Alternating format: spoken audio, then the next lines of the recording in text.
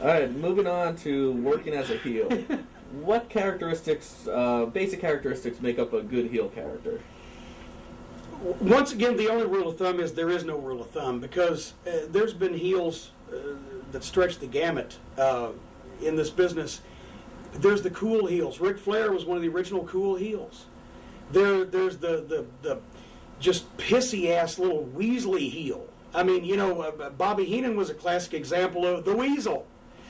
There's all kinds of heels, but what you need to do at the bottom of the whole thing is, what characteristics in a human being would be dislikable? What characteristics in a human being would make the most amount of the general public think that you're just a prick and they don't like you? You're annoying, you're obnoxious, you're dishonest, you're arrogant, you're egotistical, you're a cheat, a liar, a con man, a coward, a fraud. What is not likable? Be that. Be that. Stab your mother in the back and have her arrested for carrying a concealed weapon. Do anything you can do to be disreputable. That's a heel. But make it fit who you are. Arn Anderson, once again, it could be probably nobody with more differences in their professional careers than Jim Cornette and Arn Anderson. We were both heels for a majority of the time. I was the rich mama's boy, you know, possibly ambiguously gay, weasel, coward, scared to death. Arn Anderson was a tough, kick-ass, no-nonsense wrestler that would tell people he was better and show them, but when it came time to back up from Dusty Rhodes or to back up from the top babyface, he would do that. And at the same time, he would cheat in the match to win. He would tell the people, he'd make no bones about it, I'm going to cheat. Because that's what I do. I don't care what you people think of me. I don't care whether you like me or not. Because I don't take your cheers and your applause to the bank. I take my check to the bank, and if I win, I make more money. Therefore, guess who loses? You. Because I don't give a fuck what you think as long as I'm happy. That's another kind of heel. And there's all kinds of heels in between. So it's all about psychology. Think of what makes a person dislikable and find out what qualities you have that would closely resemble those, and everybody's got them. Mother Teresa may be the only complete babyface in the whole fucking world, and amplify that. And the same thing goes for a babyface. Used to, babyfaces were dimple-faced and smiley and nice, and they kissed babies and they shook hands and they would never think of using a closed fist. Well, once again, going back to Bobby Heenan's statement about the news, fuck! Now those are the heels, because people are so cynical and jaded and just overly overwhelmed with what's going on in the world that they want a Steve Austin who drinks beer and cusses and kicks ass and don't mind telling you he's going to do it and don't give a fuck what people thinks. But at the same time, he won't walk up to an old woman and kick her over and steal her purse. He's got a code of honor. He's got some ethics. But he'll do whatever it takes to get ahead because it's him or me, because if you don't watch out for me, then I better do it because nobody else is. You know, I'm after number one. I'm for number one. So now the babyface in this more cynical society is the guy who has a code of ethics that he won't take advantage of the downtrodden or the handicapped or the old or the infirm or whatever, but he will basically do anything else that he has to do or that he's backed in a corner to do. He wants to win things on his own, but if somebody tries to fuck with him, if he can turn it around, he'll fuck with them the same way. So babyfaces have changed, but once again, ultimately it comes down to psychology. Do you believe in the guy? Do you want to be like the guy? A lot of people want to be like Ric Flair. They can't, but they'd like to be like him because he's a limousine-riding, jet-flying, kiss-stealing, wheeling-dealing son of a gun, and they want to fuck the Playboy Playmates. So they want to be like Ric Flair. They might not want to be like Mick Foley. They'd rather hang out with Mick Foley. They'd rather have Mick Foley for a friend, because Mick Foley's a cool guy to fucking hang out with. Wouldn't he be a great guy to just talk to? The Rock. I don't know if anybody wants to. They probably might want to be like The Rock, even though they might think, well, fuck, we could never be like that. But they want to watch The Rock because The Rock is cool. And what's The Rock going to do? Every babyface has a different. Ricky Morton. Speaking of babyfaces, classic example, or Ricky Steamboat. They could sell to where that the people would get sympathy for him, where they might not want to be like Ricky Morton or Ricky Steamboat. They felt sympathy for Ricky Morton and Ricky Steamboat, because here's these guys that are trying to do the best they can, and they're talented, and they're getting overwhelmed by greater odds or by these heels that are taking advantage of them, but they still won't quit. They'll reach out when they're in that hole. They'll reach out and they'll look at the people in the front row. Help me, help me. And people are like, God damn, he needs some help. I know it worked for Ricky Morton on more than one occasion. I have scars all over my head to prove that. That's empathy. So a babyface basically is somebody they want to like, they want to be like, they want to look up to, or they is an underdog that they feel sympathy for, and they want to see him succeed because, God damn it, Dusty Rhodes, the American dream, son of a plumber. Well, okay, let's say this guy in Dubuque over here is saying, well, my dad cleaned fucking septic tanks. That's even worse than a plumber. At least a plumber can stay on top of the ground. My dad had to fucking tie a goddamn diver's helmet on his head and dive into people's fucking raw sewage. But if Dusty Rhodes, kind of out of shape, not exactly the youngest guy in the world, and the son of a plumber from Austin, Texas, if he can be a star on TV, maybe there's hope for my miserable ass. That's a babyface.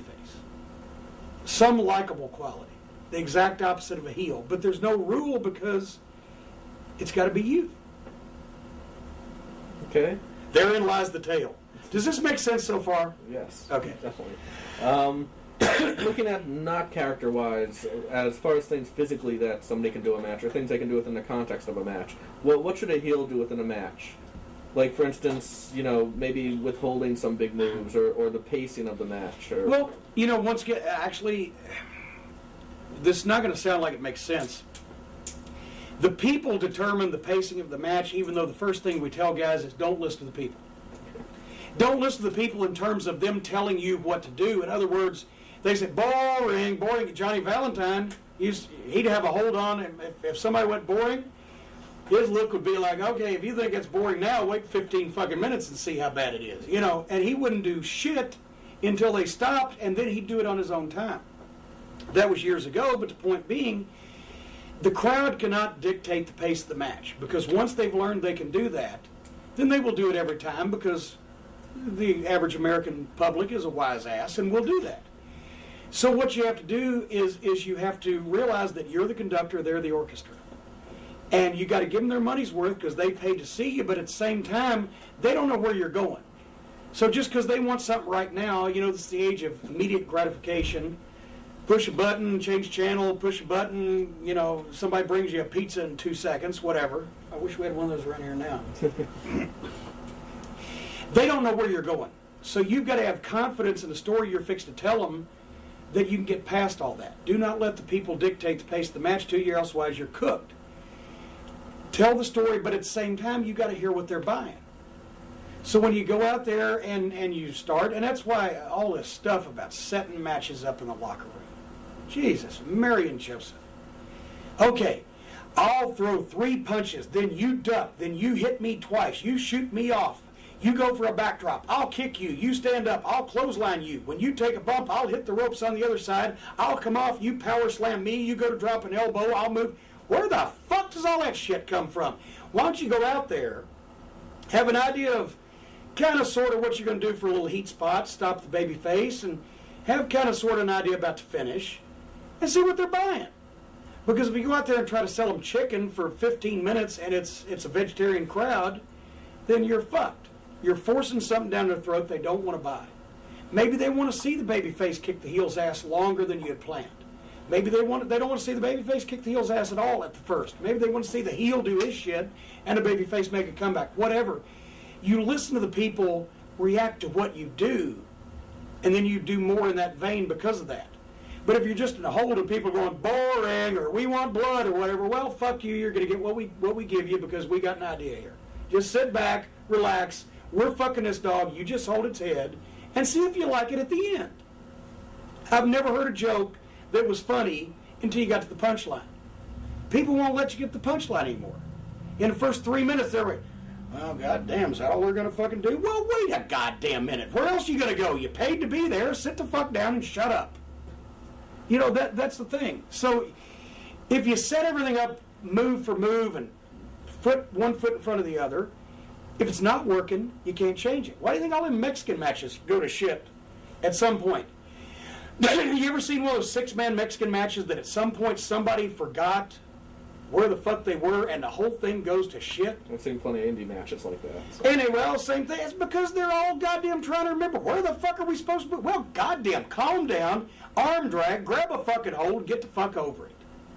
And nobody was, unless the whole crowd was in on the meeting, they don't know what you're going to do anyway. So that here's another thing. People fuck shit up right in the ring. Here's the classic way you can know that a spot was just fucked up, because one or more of the guys is going to go, shit. Or if you don't tell them, they don't know. You tell them like that. People go, oh shit, he fucked that up. Look at his face. Well, if the fucking guy, the guy's going to jump off the top rope and cross body and he lands 3 feet fucking in front of you, doesn't make it all the way, just look down and kick him in the head. Fuck you, boom. People go, oh shit. Guys overanalyze, overthink. They don't know what you're going to do. And once again, the other night, in OVW, 6-person tag, Brent Albright, Chris Masters, and Beth Phoenix against Danny Inferno, The Idol, and Trudy DiNucci, the Jersey Crew.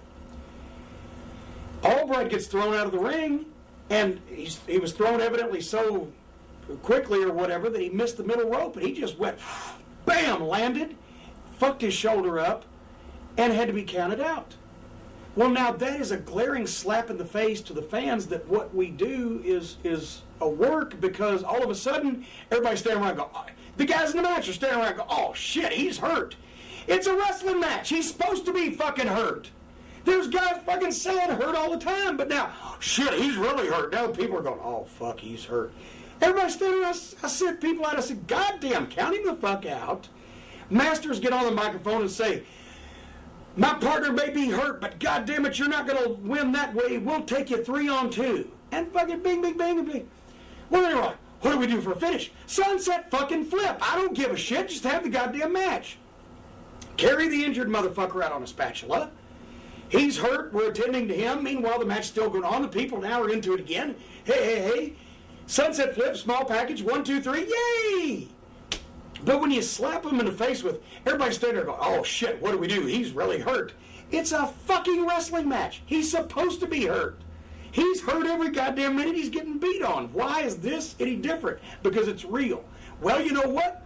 It's all real. If you don't tell him it's not, that's God, I get so frantic. Anyway.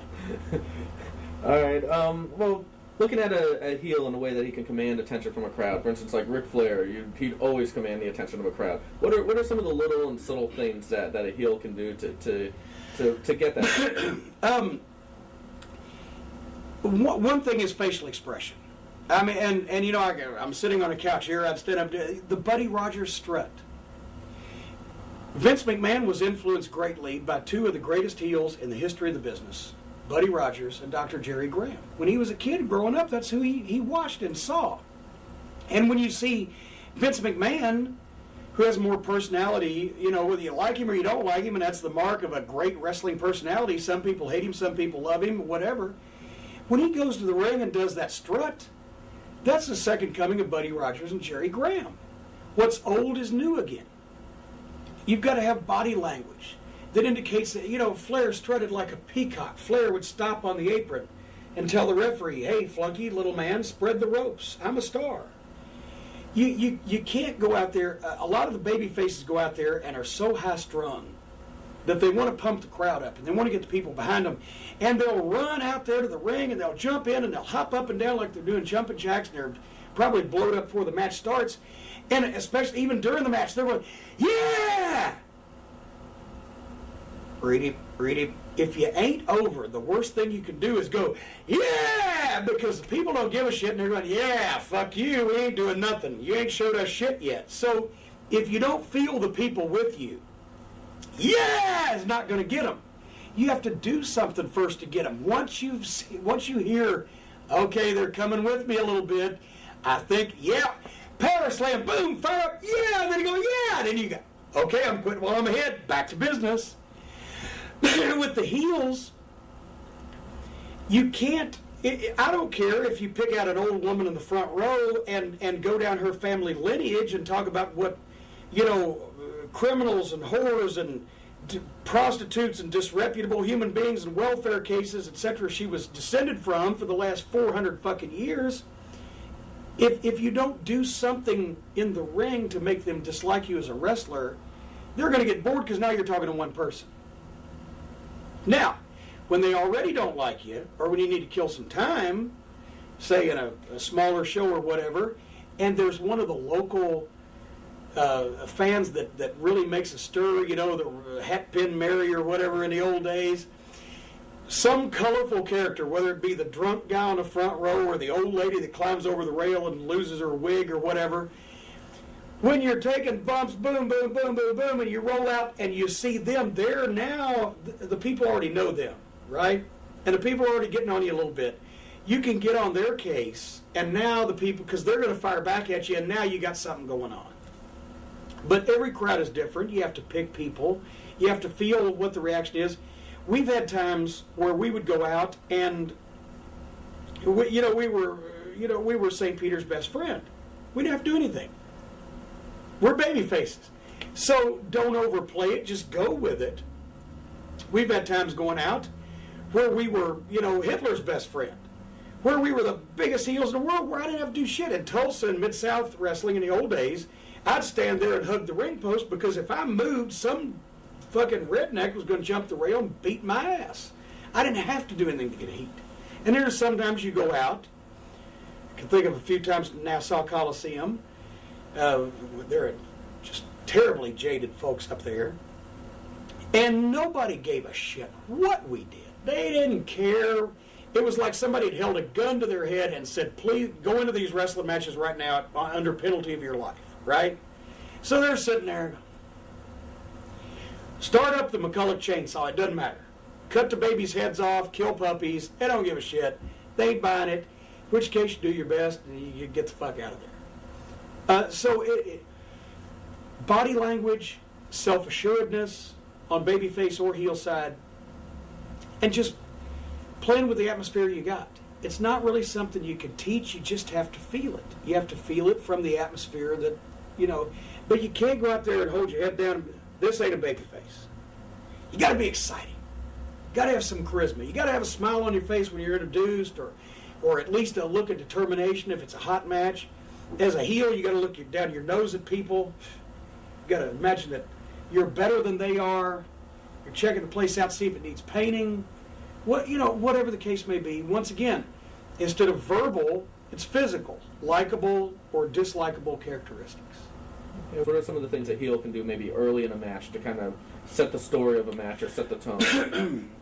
Well, let's say, for example, you've got a really big heel and a really small baby face. And once again, Lawler was a master at this. I grew up watching him, so I've taken a lot of his tricks, but this is evergreen.